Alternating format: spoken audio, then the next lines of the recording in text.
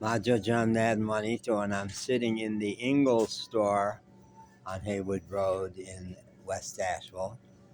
And just had a terrific conversation with one of the guys working in the kitchen here. Not that fellow, another guy with the amazingly wonderful Asheville guy's name of Lotus. Lotus is his name. I like that. But he was a real regular guy. He wasn't an airy-fairy, new agey guy. And he showed me how to pour I got a cup of coffee for a buck. In Asheville. And he showed me the way the sugar was in a plastic bowl, and he had cut out a little niche in the top of the plastic bowl so you could pour it like a sugar shaker. He said, I want to watch because it's the first time anybody's tested it, and it worked perfect. He says, well, I used to be a mechanic. So that opened up the whole topic of MacGyver and resourcefulness.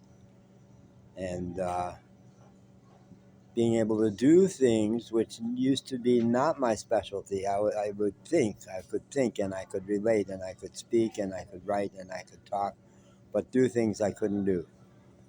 And then I just came off of 5 years travel, mostly alone in a camper van, and I had to do stuff. Old van broke down, never had the right tools for anything. I had to do a lot, and it opened up the whole area of resourcefulness, making things happen.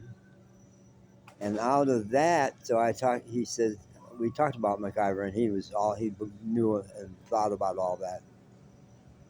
And out of that, he followed me down the way as I went to pay for the coffee. He said, I wanted to talk some more about that. I said, well, I told you about the mechanic Laszlo Farago that my wife and I encountered 50 years ago in the boonies of Colorado, who repaired our original Volkswagen. It was kind of new back then. And when we said, are you sure about your diagnosis of what's going on with the car? And he said, Laszlo Farago, 52 years, European master mechanic. I know. Then we talked about the value of sometimes really knowing, not bluffing.